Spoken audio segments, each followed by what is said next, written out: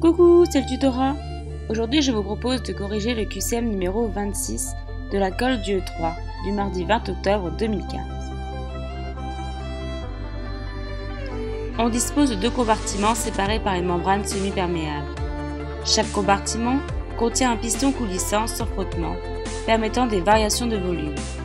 Au départ, le compartiment 1 a un volume de 25 litres et contient 8 moles de NaCl.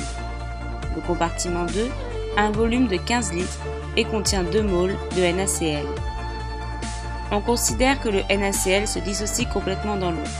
La température est de 300 Kelvin et on prendra comme valeur pour la constante des gaz parfaits 8. À l'équilibre, on notera V1', V2', Φ', Φ2', les volumes de pression osmotique. L'énoncé nous dit que le NaCl est totalement dissociable dans l'eau. Nous pouvons donc utiliser la loi de Van 't Hoff, c'est-à-dire Φ est égal à CRT, avec C la concentration molaire, R la constante des gaz parfaits et T la température en Kelvin. Tout d'abord, il faut rechercher le coefficient de dissociation. NaCl donne Na+, plus Cl-. Le coefficient de dissociation est donc 1. On sait que la concentration molaire vaut le double du nombre de moles sur le volume. Il faut rechercher la relation entre le volume V initial et le volume V' à l'équilibre. Or, à l'équilibre, la relation de Van 't Hoff s'équivaut. Nous pouvons donc écrire que Φ1' est égal à Φ2', en sachant que Φ est égal à CRT. Or, la température et la constante des gaz parfaits ne changent pas. Nous pouvons donc admettre que C'1 est égal à C'2. Comme la concentration vaut le double du nombre de moles sur le volume, on peut donc écrire que N1 sur V1' est égal à N2 sur V2' et donc que V1' est égal à N1V2 sur N2. L'énoncé nous dit que N1 est égal à 8 moles et que N2 est égal à 2 moles. Donc V1' est égal à 4 V2'.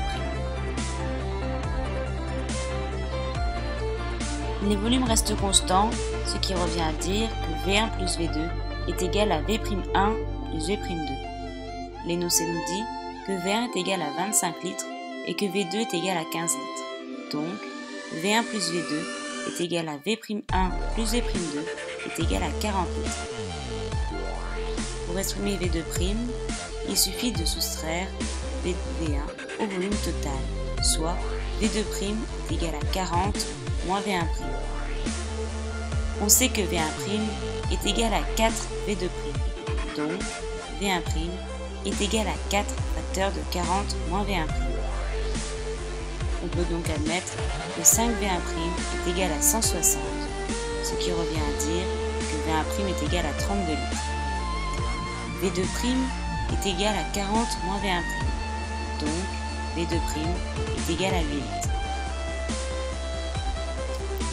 Seule la réponse B est vraie. En effet, la réponse A nous proposait que V1' soit égal à 8 fois 10 puissance moins 3 USI, c'est-à-dire 8 fois 10 puissance moins 3 mètres cubes.